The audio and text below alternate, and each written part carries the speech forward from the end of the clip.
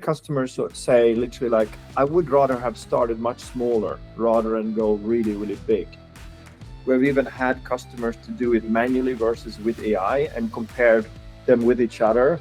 And both of the team had the same task. And after about, half a week, the manual team just stopped because they started to use AI only, right? For validation perspective.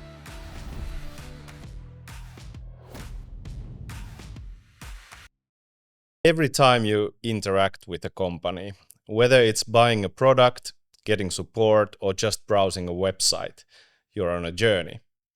Some of these feel smooth and effortless, others might feel frustrating, slow, or confusing. Behind the scenes, organizations are waking up to a great idea. They can design these journeys, they can manage them actively, and use them as a lever for better business and better service. This episode explores how companies are moving from one-off journey maps to systems that manage entire customer experiences at scale. We'll look at what it takes to build these systems, how to use data and AI to drive them, and what the future of journey-centric organizations might look like. We have two guests in this episode. Martin Palamarz is the co-founder and chief customer officer of TheyDo, the journey management platform that replaces costly multi-year transformation programs with a crisp journey-centric operating model. A native of Åland, with 2 decades in enterprise consultancy, Martin has helped global brands unlock revenue, trim OPEX, and align siloed teams around measurable customer outcomes. His customer-centric vision has propelled TheyDo from a startup to a category leader, securing 34 million in new funding in March 2024, bringing the total investment to 50 million, sustaining triple growth year on year, and winning enterprise adopters such as Cisco, Ford, Johnson & Johnson, Home Depot, and Polestar. Famous for calling out journey theater, he pairs data and emotion to churn, lift conversion, and turn journeys into hard business results. TheyDo in our podcast serves as an example that helps us to explore how to turn journey management into a business-critical system. Lotta Salminen, a senior designer at Hellon, is an expert in customer-centric business development, with deep experience in helping organizations build and scale journey management practices across insurance, telecommunications, and energy sectors. At Hellon, she works with a diverse range of clients to shift from isolated journey mapping efforts to fully integrated strategic journey operations in complex organizations. In our discussion, we will explore how to shift from static journey mapping to dynamic journey-centric operation models. Drawing from the Hellon Pathways report, we'll spotlight how organizations can harness modular design, clean data foundations, and AI to drive proactive scaled customer experiences. Martin and Lotta, welcome to Spark Podcast. Thank you. Happy to be here. Thank you for having me. Okay, let's get into it. So, in our first chapter, let's explore what it means to treat journey management not as a tool, but as a way of operating. So let's start with some fundamentals and then explore a bit further how organizations run. So, Martin, I'll ask the first question from you.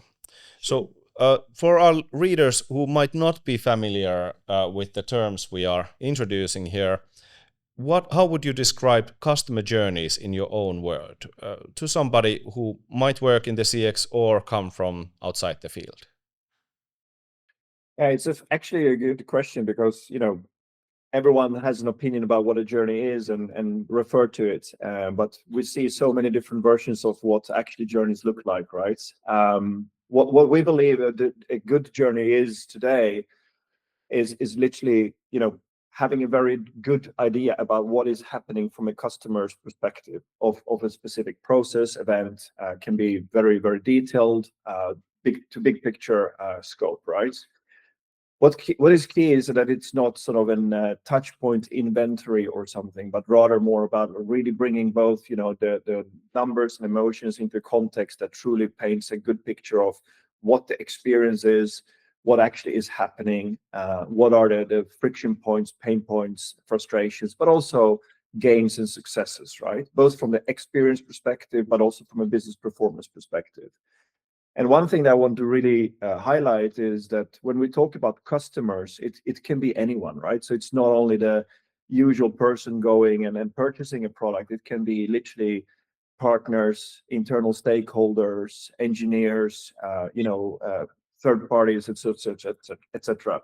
So it's not only the end-to-end customer, but literally B2B, B2C, whoever is benefiting or having a relationship with the product, service, or the business itself. Definitely, and I can see also maybe AI agents in the future being the customer of the customer journey. Yeah. Yeah, for sure. We had a customer who asked if one of their products could actually be one of the customers and the persona in the benefits. So when all the items become connected and smart, that could also be a very interesting persona for sure. Keep that thought. We'll go into it a bit later. I like actually the term orchestrating, using an analog from the music world. So perhaps if you think about an organization being an orchestra and you have the orchestrator or conductor working with the orchestra, perhaps journeys can be seen as the notes, how this collaboration goes, right? Absolutely. I think that's a very good metaphor. And the melody, of course, should be pleasant to the ear, and people have the perspective of what is the journey from my perspective being made, for instance, marketing or sales or whatever silo, right? So sure, you have your targets, your goals, your KPIs, your budgets, and you maybe want to look at the world from those perspectives, but rather look at it from the other perspective of who is the customer, and then try to stitch them all together, right? So I don't have a isolated journey or an effort from my perspective being that silo, but rather how are we together looking at the customer and experiencing the holistic approach. Again, that is what a journey does. It literally shows you how we as businesses are not so great at actually handing over the relay stick or the orchestra, as we mentioned, to play the tune together, right? Yeah. And I think that is what journeys are so great at bringing to the forefront, is the context of the total experience. I think that's one of the fundamental values of journeys, is that it brings everybody together and it aligns them around a common perspective to their operations, which is the customer's way of interacting with the company. Definitely. Are there some other values you have identified with engaging with journeys or starting to engage? You have both experienced and driven organizations towards this approach. What other value can organizations get from engaging in or starting to map journeys? I mean, a quick one on that one. One thing I think is very important is to also involve tasks or jobs to be done or relationships that also are outside of the company itself. Like, think of everyone here. It's like, if I want to, say, for instance, travel from here to the United States, I look at different options for what is the best solution to my job, being, get to the States, right? So maybe I'm considering other airlines or whatever it might be, different airports and so forth, that are outside of the scope of the airline I will be choosing. So looking at the total experience also learns how you as a company or a business fit in a bigger scheme of things. So it's not only what am I doing with the airline itself, but also what are the potential competitors or alternatives that I might consider as a customer to choose or not to choose the service or the business. Yeah, I definitely agree, and I think that is the one of the biggest value is that you can create that sort of big picture, and you can look at it outside of your organization, but outside of your team, outside of your own sort of work desk, like what you're focusing on. So that's definitely one of the biggest values. And then knowing from the clients that we've worked with, the teams repetitively say that, okay, like the biggest value is that we actually came together. And that might seem very simple. That might seem very obvious that, okay, obviously we have to work together. But what journeys do is that they bring this very concrete, they make everything very visible. And you can see like, okay, I'm concretely talking about this, and okay, I'm concretely talking about that. And we might realize actually that we were thinking of talking about the same thing, and we're actually not. Yeah. So I think that you look at the big picture, but when you dive deeper, you actually start to realize that, and you start to build that shared truth that everyone then understands in the similar manner. Let's move on to another point, kind of term that we are using. We have now defined journeys as a way, but we are also talking, one of the terms that is being used a lot is journey mapping, but we here are talking about journey management. So what's the difference between journey mapping and managing journeys? Perhaps Martin, you can open this up. Well, it's a very interesting evolution, because mapping journeys looks totally different regardless, right? Today than it did even 3-4 years ago, definitely before COVID, before it was post-it notes, etc. And now we're seeing that maps are almost created, or we at TheyDo also facilitate that they're created through data ingestion, through AI even, right? So the process itself that normally was very cumbersome was something that took months on months can be done now, at least the base, within a few minutes if you have the right data available. But of course, it's gathering the data, both the qualitative and the quantitative data, into a context, whatever the context might be, into a journey that sort of paints the picture as we just discussed, right? That is the exercise of mapping. But the management itself is rather like, okay, say now you have a lot of different journeys that deliver that overview of, say, for instance, like I am purchasing a telecom subscription to my business, for instance. I have different sort of options, fibers or a mobile, whatever it might be. Okay, so if I now understand what the whole process looks like, how can I manage that process in the best possible way so it fits both the user and the customer, but also us as a business? So I have all the data orchestrated and outlined in the journey context that can be very, very big picture down to very detailed level.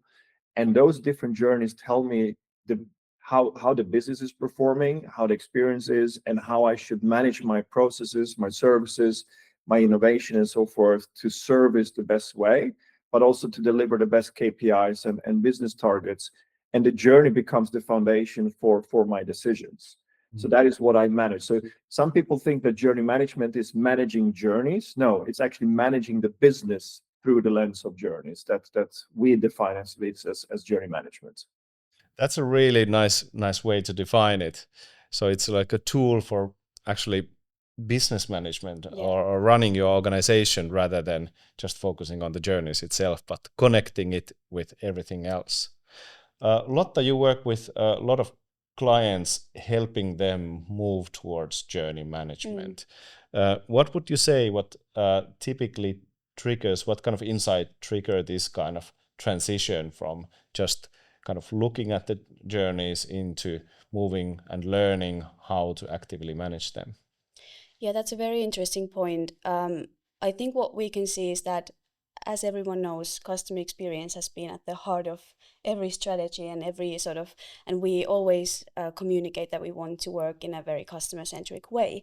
But I think what teams, and now especially talking about like business development teams, like the business side of things, it has been maybe a bit difficult to connect that concretely. Like, what does it concretely mean that we are customer-centric? Like, how does that look like? We might be, yes, we measure NPS and we do customer surveys and research and so forth, and we might focus on sort of designing one of services or experiences. But when we look, and as Martin said, like when we want to manage that whole end-to-end business context, the teams have been lacking sort of a very concrete tool. And at least from our experience, that's what the business teams themselves have communicated to us, is that, okay, like we have these different experts internally. How do we connect these things? How do we actually bring that customer into the center of things? And then journeys have been just a very concrete tool, as mentioned earlier. So I think that's usually, and it's not, obviously CX teams can push for this change, and that's one way to go. But I think like essentially it has, like we have made like the biggest sort of successes when the business teams themselves get to discover what the value is that the journeys can bring to their work, and how much that can bring efficiency, clarity, transparency, and so forth. That will then drive the business results also faster. Can I chime in on that one? There is one key thing I think we as journey managers, or I think Hellon as well as an agency, really need to bring across is that journeys are not only for the CX teams, right? We are coming from a service design, research, journey kind of way of working background, but the journey has become now also with digital technology and the integrations of data and so forth so powerful and so flexible that we can now use them as a dashboard, right? So it can equally serve as key decision makers to get that very quick overview of what's going on and why. Equally, the data analysts and the PMs, the POs, and so forth that get prioritized decisions based on insights and experiences meeting each other in that kind of journey context that everyone understands, becomes that powerful tool, right? And it sort of democratizes very, very complex data sets in a way that people very, very easily can engage and react to and sort of see also the progression of, if we do this, what happens then, and then follow up and see the results as well, because you can also travel in time and see the evolution of things, right?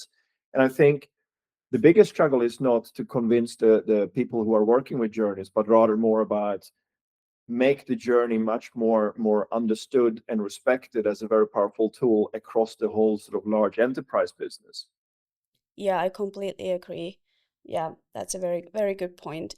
And I also see that sort of organizations, and when working in those business units, you very often look at the development side of things from your perspective, and you try to push for that your own agenda.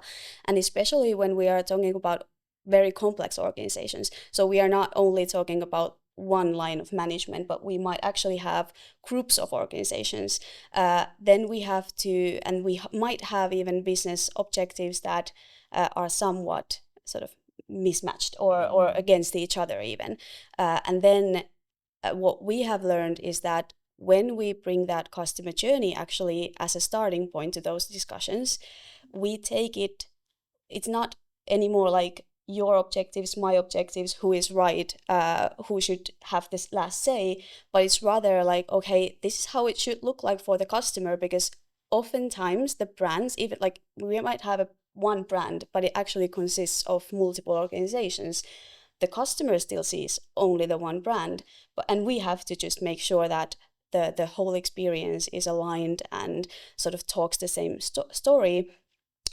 So when we come to those discussions and we actually say that, hey, this is how the experience should look like for the customer, and do you agree? Like, how do you think that they should look like for that individual, whether it be an organization like a B2B client or a B2C client, then you actually take it out of like who's right, whose objectives win, so to say, and then rather making our joint objective of that exactly targeted experience. Hey, let's talk about journey theater, Martin. It's a term that you have used before. What does it mean, and how can organizations spot if they get stuck in it? Yeah, it's a good one. I never thought I would get so much good feedback and also reflections about the term journey theater. When I admitted it a few what is it now, half a year ago. So look, what we see, and I have seen myself talking to many different organizations worldwide, large and small. Actually, ask them the question like, okay, if you would be able to give yourself advice based on what you know today, and travel back in time a year or two when we began maybe collaborating here as a customer with TheyDo, what kind of advice would you give yourself? And many customers say literally like, I would rather have started much smaller rather than go really big.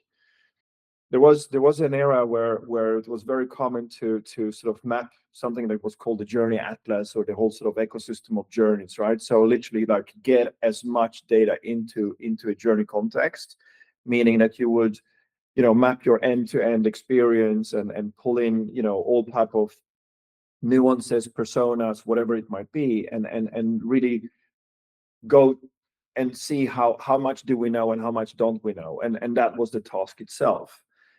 What that normally resulted in, that they were in endless discovery mode, right? So they were never ever ready. They were always like, when they were ready with one part, then the part that they were mapping like 3-4 months earlier is already updated and out of date, and they need to continue doing that one. And it became a journey theater. So that they were doing mapping for the sake of mapping. But Yeah. what could actually end? What was the end result of that? That was not defined. There was no sort of business objectives or like, we are going to map this to do what, right? What are you going to achieve with it? And I think that is something that the CX teams have been, perfecting. And sure, previously and to some extent still today, journeys is almost an art form, right? I know people sitting and doing beautiful journeys in Figma and making that almost like a holy grail that is hanging on a sort of nice dedicated location in the office, right? But that's not what a journey is. It's not an artifact, right? It never is a snapshot of something, but it should be a living, breathing entity or a dashboard of what actually is going on within a scope. So to avoid that journey theater is more rather like, do a journey for sake of achieving something, and that achievement of something, and we can get to that in a bit, is leading when a journey is complete or complete enough to achieve that goal that you're setting out to work with, right? Great. Hey, let's move into our next topic. So we know that the shift from this kind of mapping to managing journeys is crucial in organizations, and we see it arriving in the different kinds of organizations. But to make it work, organizations need a solid engine under the hood. So let's focus a bit more on the technical backbone of journey management. So Martin, could you perhaps open up, what are some of the things that organizations need to do well in order to manage journeys? Like where to begin, right? No, but let's not make it too complicated. Actually, we are creating a fairly large shift from working with journeys as a service design tool, but rather as a digital dashboard, right? And actually it simplifies things and makes things way more efficient. So to really begin well, you need if you want to work with modern journeys of today, make sure that you have the data available, right? So you do not have to have all the type of manual labor of moving things around, or the Miro boards or the post-its or whatever it is, and sitting and having long sessions about like, what are we going to get into that journey, but rather say, okay, what is your scope that you're going to work with? For instance, say claims journey for insurance company. What does that look like? What is the base of the journey? Maybe all the different claim logs that you have, or call logs from the customer that is talking about a specific claim, or when they're calling support. That data can be very quickly ingested into a platform like, for instance, TheyDo, and then with AI give you the base for the journey itself. Another very key element that you need to have in place is, of course, your business performance. So key indicators, metrics, for instance, showing how many call logs do we have? What is the time of resolving an issue that is being called, I don't know, thousands of times a day, for instance. How can we get that down to, with 2% or polish it off and so forth? Or how can we maybe make it go away entirely, right? That becomes your journey. And then the data that is then, ingested into, for instance, TheyDo, updates the journey automatically if the things and tools are right. So then, the researcher and the journey owner, orchestrator, is the person who is, of course, managing the journey, managing the data, ensuring that everything is up to date, that you also, whatever the discoveries and opportunities deriving from that journey are, managed in the right way, distributed to your delivery teams, and that you have respect for what that journey actually will tell you. So from orchestrating and working with journeys previously, which was a very daunting process that required a lot of people involved and so forth, now that is much more, I would say, you can get up and running way quicker and can get results much faster done right. Right. Lotta, you have worked with large organizations, and thinking about data, where do organizations typically get stuck when trying to organize their data to be ready for journeys? Yeah, that's a very, very important part, as Martin said as well. So I think that if we look at the organizations in a big picture, we are sort of lacking a bit, and not even a bit. There are actually big struggles with data and just understanding, first of all, what is the data that we actually need. I think very commonly organizations gather huge amounts of data and they are happy that they have all the data, but then we come to a question like, what do we do with it? And again, coming back to journeys, I think also what that helps with is that the journeys give that context, like what do we actually have to understand? Okay, this is what the customer goes through. In order for our business performance to rise in one point or our efficiency to improve in another point, how does that translate into a metric that we have to measure? And then we come to the question, what is actually the data that we need? But then obviously we have different information systems, we have different sources of where the data comes and flows in. The data is stored in different parts of the organization, and especially when we come to qualitative data, that is very easily sits in one part of the organization and is not accessible for everyone. So I think in that sense, there's still a lot of work to be done in getting the data ready to be used in journeys, especially automatically, as Martin said, and then just finding the right pathways and ways of working to get that qualitative data actually in a form and have those ways of working that we can actually bring that to everyone's knowledge. And then we come to the journey hierarchy, let's say. So then the goal with customer journeys is that we actually make that data visible for everyone.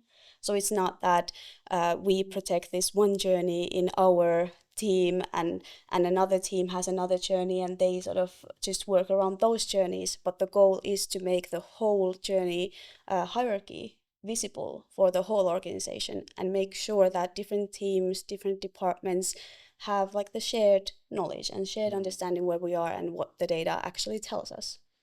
I mean, one thing that I can add to that is what we are very, very, aware of is obviously, good data means good journeys and good base for your decisions. So faulty data or incomplete data is obviously giving you but that's not unique to journeys. That is the case with, I would say, all type of decision systems, whatever it might be.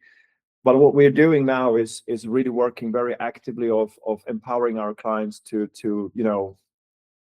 have, like today, this podcast, it can be very easily transcripted, right? So you have the text files generated of our dialogue or conversation that we define as source data, right? So more or less all type of conversations, like you call a support call or you have a feedback on your surveys, whatever it is, it's more or less digital format already. And if we can get hold of the source data, i.e., as raw as possible, that can be nowadays ingested automatically. If we just know where that lives, we can sort of put it into what we call S3 buckets, and we fetch it automatically, and we just put it in our data hub at TheyDo.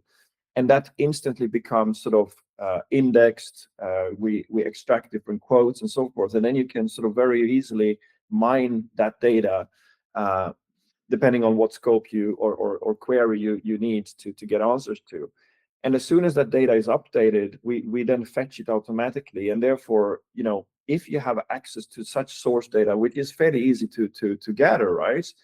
You already have live journeys that you can begin working with. And I think in that context, AI is suddenly able to make something that was very, very daunting and unstructured into scalable and structured today. So you can treat those type of conversations, dialogue, surveys, whatever feedbacks as your source that you can navigate and digest in a matter of minutes. Wow, that sounds amazing. I think many organizations would be super happy to have that type of system. You mentioned, Martin, also utilizing AI. Let's talk a bit more about that. Where do you see AI making the biggest difference in journey management? And are there places where we should still rely on human judgment rather than technology? It's a very sensitive topic, right? There are different people with different opinions about how far AI will go and or is already present today. For human judgment is definitely key and important still, right? We're still working with people for people, right? So that is definitely very, very essential. That said, all the different daunting tasks about gathering, structuring, clustering, weighting, weighing all the different data sets and so forth can now be done, automatically, right? So it's not only about extracting insights and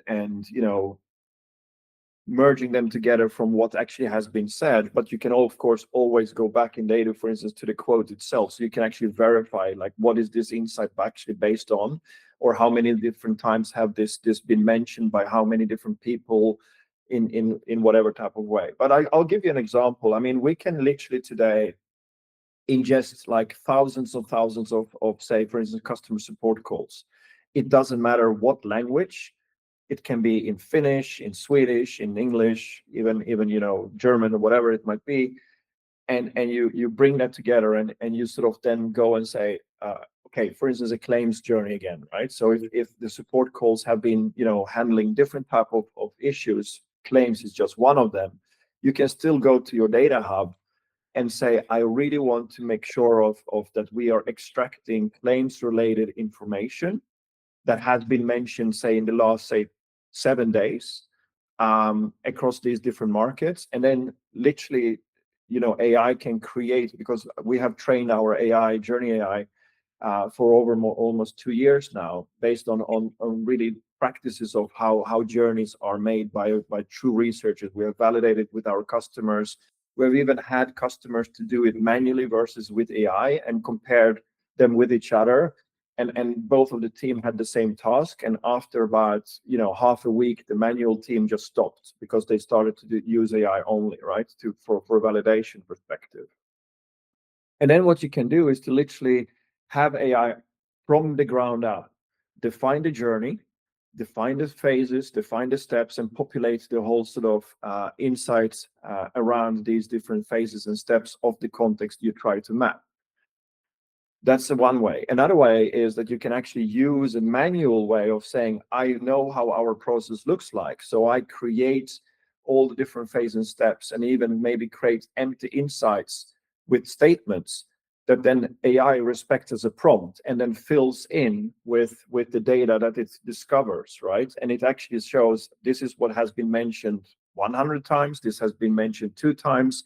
And from there, you also get different sort of weights to say, this insight here is much, much more prominent and therefore more important than this one. And that is something that you can do in a few clicks, something that would take normally months and months for many different teams to do previously. But one thing that is really beautiful is that you always have, as a owner and an orchestrator of this journey, is the power of overriding what AI actually suggests. So you can go in and manually edit or remove or add and so forth. You can even create an insight yourself and then let the AI mind to confirm, is my insight correct or not, for instance. So I would say it's like having a a huge team of very experienced researchers just sitting and powering your way of working, which AI does in so many different ways, right? Yeah, definitely. Yeah, I completely agree. And I think, like, in that sense, AI also gives that sort of objective view to the data, because obviously, when people analyze, especially analyze like qualitative data, it's very difficult to say, like, am I basing my insight now to like based on 5 comments or 150 comments? And then the AI, sorry, the AI can bring that sort of uh, um, Objective. yes, yes, the objective. And also, I think what we as humans, or at least it will take a lot of time and effort, AI can take those qualitative comments. But what I'm hoping to see in the future is that then, if the AI can see like which customer actually said this, like in which, let's say, service call, but then they can also connect that purchase behavior. They can connect maybe what they said in social media. They can connect different data points also to give like a more versatile view in that insight. So it's not like the amount of information that AI can then crunch is something that I also think that we are not yet completely able to understand yet. There's a really funny one, because some of the feedback we got from our customers is literally saying like, obviously AI does not have any kind of opinions or hidden agendas, right? So it's very raw in its analytics as well of what it actually brings forward. I mean, there are some customers that have said like, do I truly trust the data I or the journeys I actually was previously working with? Because think, for instance, like you have many different local teams that are reporting up to global, right? And maybe they want to sugarcoat their data a little bit to their benefit. But if you ingest the raw data itself, AI doesn't have an opinion. It just gives you back what actually was said and how frequent it was said, in what kind of nuance and format it was said, and that is then brought back to the journey itself. So it is very, very, as Lotta said, objective, and some customers were literally like, oh, that's very straightforward, which is very, very, I would say also very trustworthy, right? Yeah. We earlier in the discussion mentioned AI agents, and this is a term or direction where a lot of people see AI as developing in the near future. What do you see the role of AI agents when it comes to journey management, or when scaling journeys? Well, at least to like how we've discussed it with also clients and in different contexts is that I'm I'm still, well, Martin, please chime in like in the journey management perspective, but I see like AI agents as a very important actor when delivering the journeys. And actually, how can we standardize also the experience that customers are getting out of the journey? So as we know, like AI agents are going to be in a very crucial role in the future in that customer facing interactions. So in that sense, well, now thinking on top of my head is that okay, they can serve the clients in or customers in that specific moment, but, and I'm assuming they can then drive that information and sort of maybe from those if we have mapped and designed like future state, like ideal customer journeys, then that can also direct how the agents are working, what kind of experience they aim to deliver at the end. But Martin, how do you see that? Well, I mentioned before that journeys are not static artifacts anymore, right? Yeah. So where we are today is that if you work with a modern tool, the journey is a live view of the current state, right? Based off whatever data you are able to link to a journey. I think with agents, the whole process will be not only 24/7, but it will be actually proactive. So what it will be able to do is to alert you or warn you about something that potentially will happen based on the data it has ingested. The agent itself is autonomous in actually not only creating insights, but also, we can also do that today with TheyDo. Is we can mine opportunities from the insights you have. But once you have the ability to interpret your business performance with the automated generated insights, and the opportunity is revealed automatically, you get an alert say, hey, very likely this XYZ will happen due to this data set, for instance. Yeah. One final topic in this chapter. I heard a case recently from Hilton hotel chain where they're able to, in real time, modify the journey of an individual based on the needs or the understood needs or data on that individual. What are their preferences? What did they say aloud? What do they know from the previous behavior of that customer? And just modify the service as they go through that service. I found that quite mind-blowing as a vision on how these journeys could enable this type of personalization in the future. I think it's a tricky one, because I think technology-wise, it definitely is possible and will be definitely even more possible very soon. But what we experience working with very large enterprises is obviously, data security, PI data, and so forth, like personal identification data, I should maybe mention instead of PI. Yeah. We are actively anonymizing the data today, so we don't have personal information that can be triggered and connected directly to the individual. The technology itself, of course, can do so, and I think the evolution might definitely go that way if regulations and info security and so forth allows to do so. But then automatically the process of just being able to handle such data will require rigorous data policies and infosec processes, which we already have with ISO certification and SOC 2 type 2 and so forth. But still, I think that will just nudge the whole thing a level or two higher. Sure. Yeah, I completely agree, and that's a very important consideration to take into account. And also for the listeners, I think it might be also interesting to separate like what we are now talking about, like journey management. It's more on the strategic, more internal, aligning the whole organization and have that same overall view. And we talk then about like, and such as TheyDo is more strategic customer journey management platform where you can do this.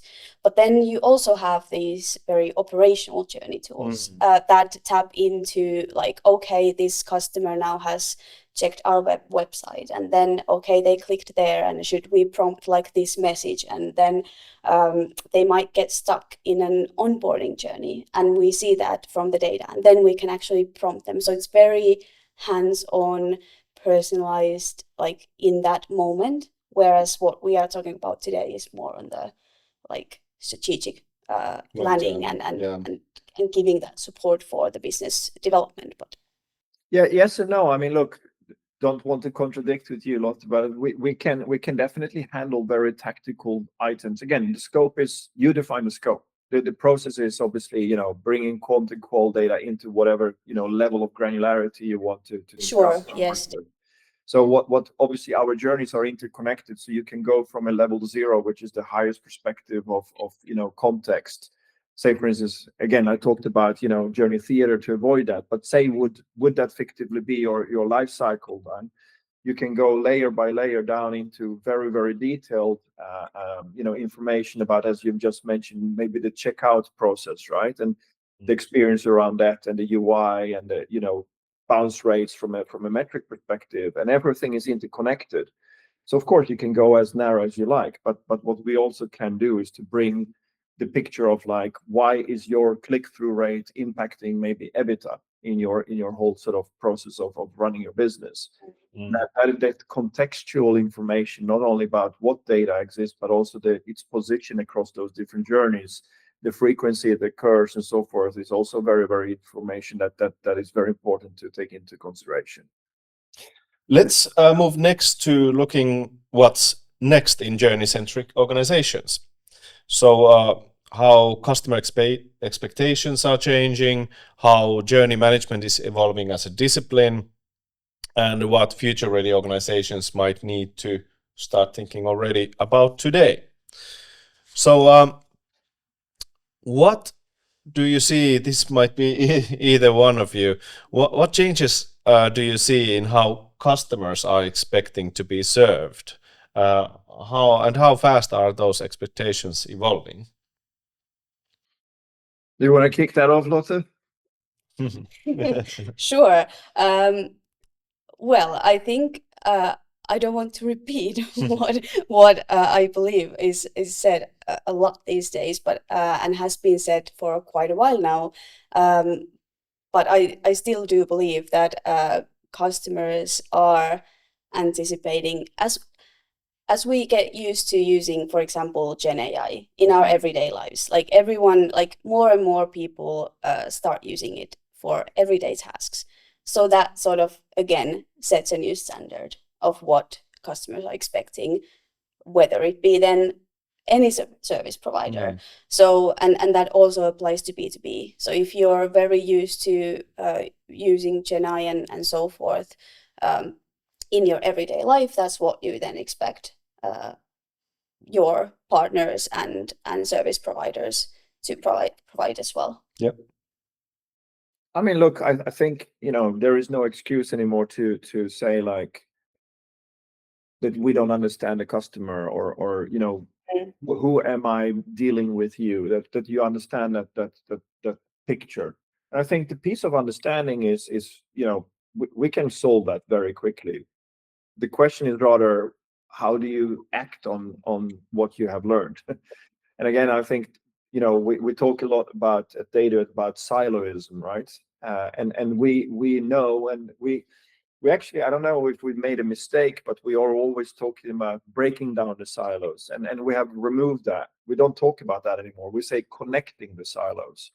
But what we realize is that enterprises, very large companies, are built up in a way they are for a reason, and it's very hard to change that. If we as CX would go and say, no, you need to break down the silos, we will fail. That will not happen. But what we can help them with is to connect them.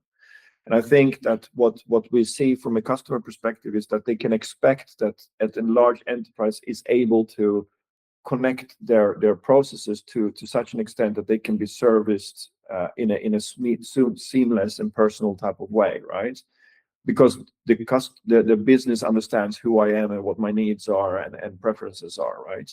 And I think that is where the big challenges are, like how are enterprises going to be, very complex processes that are currently not maybe always connected, make them as smooth and seamless as possible. So I think journey management is equally as much as we are supposed to help the view of the customer, is also to empower the enterprise to work much more efficiently in a aligned type of way, so that we can service the customer in the best possible way. I like the way you both are connecting journey management to the business operations of the organization, that it's not just the role of customer CX department in an organization, but it's actually part of everyday's work. I think this at the same time requires kind of new roles, new capabilities, or new governance structures in the organizations.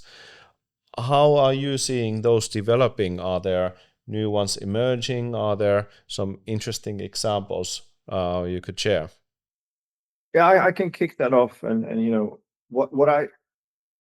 we had a sort of a very interesting sort of aha moment when Forrester launched a research not so long ago, where they said like 60% of all CX teams worldwide are struggling to verify their impact on business. That's a huge number.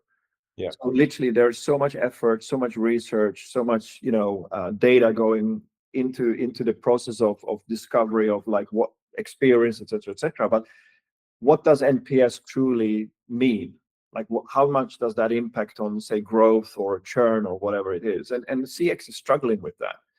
So I think what we should do, or we're busy with doing, is empowering CX to actually say, because we are having this information, because we're mapping the way we are and the discoveries we're making, we're bringing that back into business impact results, right? And I think, sure, new roles, etc. It's more rather empower the existing roles to actually deliver impact on business, because in the end, if you have a board meeting and the C-level suite is sitting and having a dialogue about, should we prevent churn or should we increase NPS with 2x, churn will always win, right? Yeah. And if the CX team comes and is like, yeah, but NPS is so important, yeah, sure it is, but churn will always win. So we need to figure out how to connect the voice of the CX team to relate to the churn number, and I think that is what we are really seeing the results of being able to bring in both, as I mentioned, numbers and emotions, i.e. quant and qual, into the journey context, to really have that feedback loop that because we did XYZ, this is what it ended up being. Of course, the customer is happy, but now we also have business benefits of these and these kind of metrics that we're tracking. And CX is the messenger of that story. Yeah, I definitely agree that it's not that we have to create new roles. Obviously, there are like journey owners, journey managers, like these types of titles or like sub roles that have emerged. But it's more, how do we enable that the whole organization sort of starts think differently. The journeys and the journey management shouldn't be something to add on, something to create more work. It should help align and make the existing work smoother and better and create more business results. And to your question of like what is sort of needed, what kind of roles, what kind of capabilities, what's interesting in the field. One example that I wanted to bring up is that we can also see that organizations are also rethinking their internal processes. So we can see that just in order for organizations in the future, well, first of all, work more efficiently, but definitely if they want to start embedding AI more into the processes and utilizing AI agents to run any part of the processes, they have to start sort of restructuring, aligning, making clear process structures internally. And then we have to be able to then connect those to the customer journeys. And actually what we see is that we have to start from the customer lifecycle journey, come to the more granular, more detailed customer journeys, and then think about how our processes should be run in order for them to support that desired customer experience in order to reach those business targets.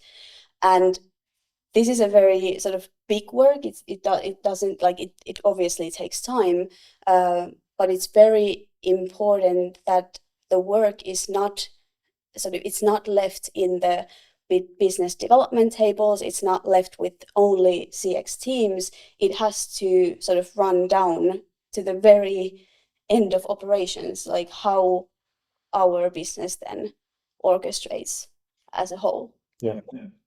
So look, sure, there will be new roles, and roles will merge, and a researcher does different things due to AI and so forth. But I think what CX needs to do is to be able to operate with business performance indicators much better than they are so far. That's one thing. But equally, I think executive decision makers needs to also be asking the question why.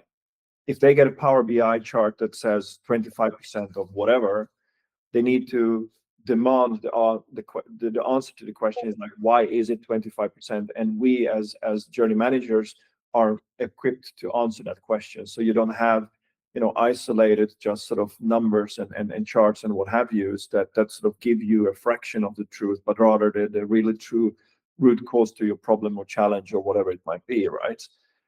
And I think those together will be finally talking the same language rather than two totally separate worlds, separate languages, separate way of working and measurement. It sounds like we are talking about sort of a fabric connecting the organization, the different levels and the different silos of the organization, and kind of building journey management is kind of like building that fabric for the organization. Yeah, I like that. I like that metaphor. Orchestra, the director, the fabric. But sure, go from verticals to horizontals. I mean, it's as easy as that, right? Yeah. Do you see any trends or shifts or perhaps even needs that might shape the next wave of journey-centric transformation? What is kind of coming next? What should organizations who have perhaps already started implementing this prepare for and look forward to? I mean, I don't know if this is answering your question, but like having been working with this now for plus 7 years, I see things shifting. Like a year or two ago, there was no one budget in the whole world lying around waiting to be used to buy journey management software. Like nothing. There was no really awareness. Mapping, yes, people were coming and asking about mapping tools and so forth, but now journey management is becoming a term that people understand and preferably also define in the same way, right? But I think what needs to happen is literally like CX is saturated. CX believes, but now it's all again. I said it before. It's like we need to be able to penetrate the glass ceiling and have also executive, C-suite, SVPs, and so forth for say operations, from marketing, from IT, and so forth, owning a specific pain to understand that journey management is the solution to their process and problem, right? Yeah. And I think that is what we very much need to strive towards, is to see how we can not only talk about it, but literally very hands-on demonstrate how we can deliver a solution to these pains, practicing this type of way of working and data manipulation. So still very pragmatic hands-on work in helping organizations build the basics, get the data right, really have it operational in their organizations. Yeah, definitely. And even though we've painted like the picture of future and what is possible already, but still many organizations are only taking the first steps, only exploring, only now discovering what this could look like and what kind of value it could bring to their organizations and business. And I think, yes, organizations can start small, but more and more organizations are realizing that if they want to take journey management sort of to the next level and actually start practicing it and actually embedding it into their operations, it cannot be done anymore on whiteboards, like even online whiteboards or PowerPoints and so forth. We actually, as Martin mentioned previously, we need that dashboard view. We need like a very concretely built that view where the customer experience, the business metrics, the internal operations, where they all come together. But this will still need practice, definitely. One thing that I want to make clear, there's some, or rather often, we get the question is like, in the TheyDo itself, like what tools does TheyDo replace, right? Like where do you fit into our sort of yet another tool? Oh my God, the tool fatigue and so forth. I think, of course, it depends on what tools you're using, but something like we are definitely an alternative to Miro. We are an alternative to Voice of the Customer or Insights repositories and so forth. But I do believe still that large enterprise organizations still will use their HR tools, their finance planning tools, et cetera, data warehouse environment and so forth, their CRM tools. But what it all comes down to is that we will be able to pull that data in and then bring it back into a horizontal contextual way that everyone understands. So democratizing it to such a way that it becomes easy to work with across any vertical, across any type of decision. It's, of course, we are replacing some or will be replacing some, but that's not really our mission. It's rather more connecting everyone and then bring it back into a way that everyone, really can work with that data. So you don't need to be a specialist, or you don't need to run around the whole sort of organization to figure out where a data set lives, or if it even exists, right? That's I think what journey management is really going to revolutionize. Yeah, that's very well put. And I think if you can at least partly solve the data question for the organizations, even in the context of CX, I think that's a huge success for many organizations already. Hey, this brings me to, sorry. There are some customers that actually, we are democratizing Qualtrics data. So rather going to Qualtrics, they go to TheyDo, because we can suck that Qualtrics data in and then bring it back in a way so everyone can work with it and use. I'm not saying we're replacing Qualtrics. No, in contrary, we're a good partner with them, or Medallia coming up as well, right? But again, that is the purpose. So if instead of going to a data warehouse like Snowflake or BigQuery, etc., we become that sort of layer that people can go to see that data that lives in many different locations. Yeah, making it actionable. Hey, one last question.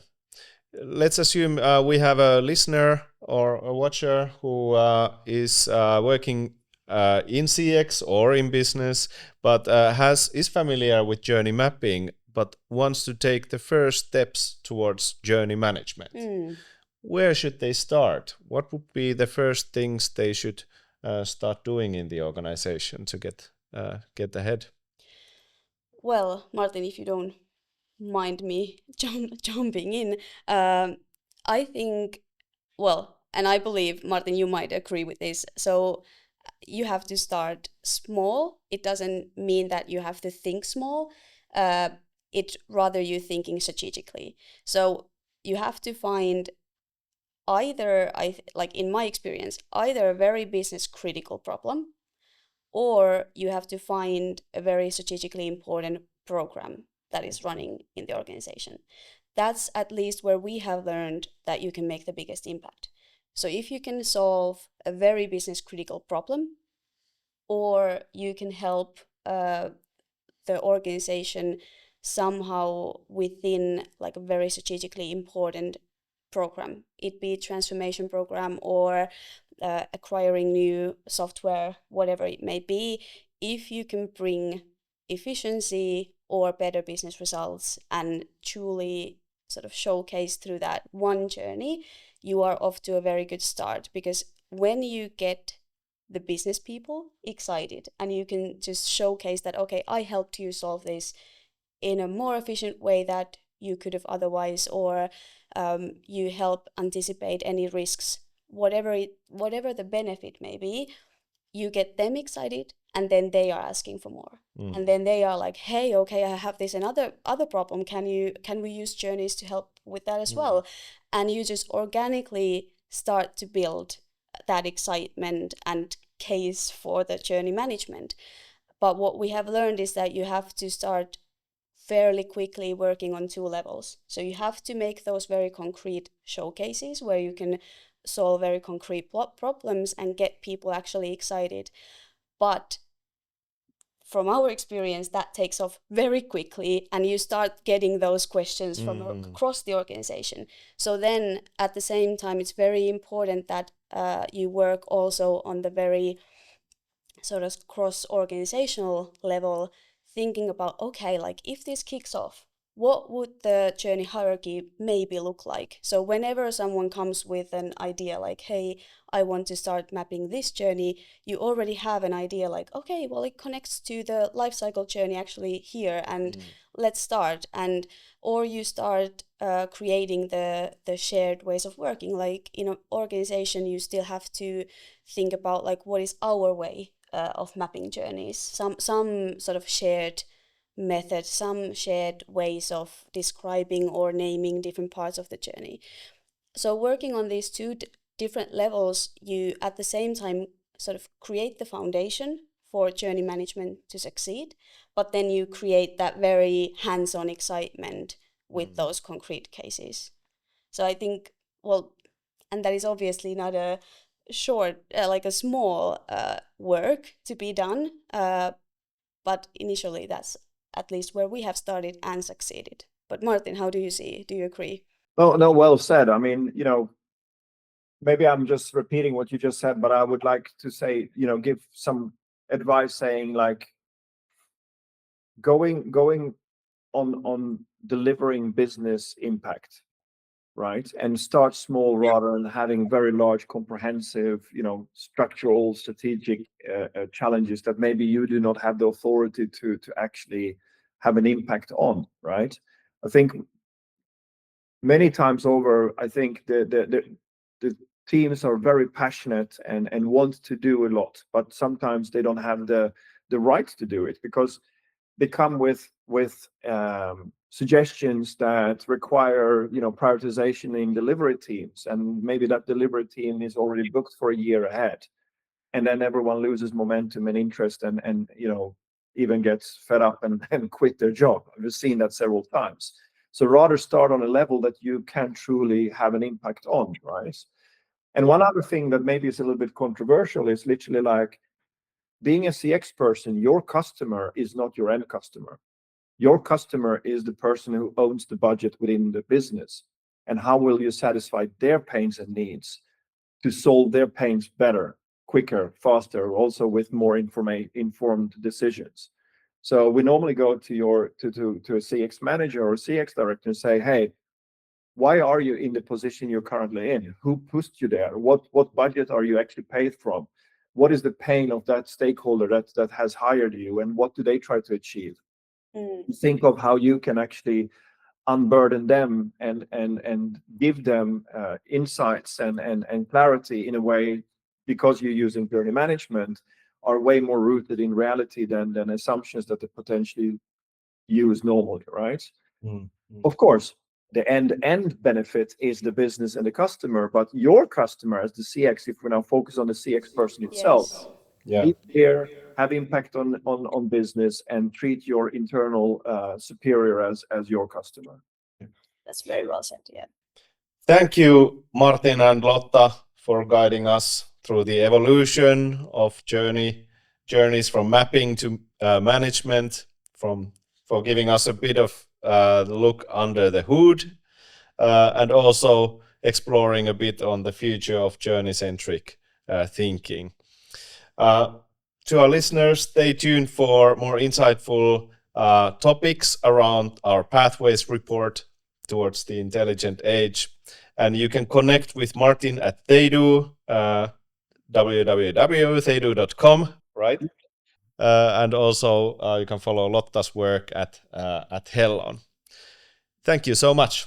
Thanks for having me.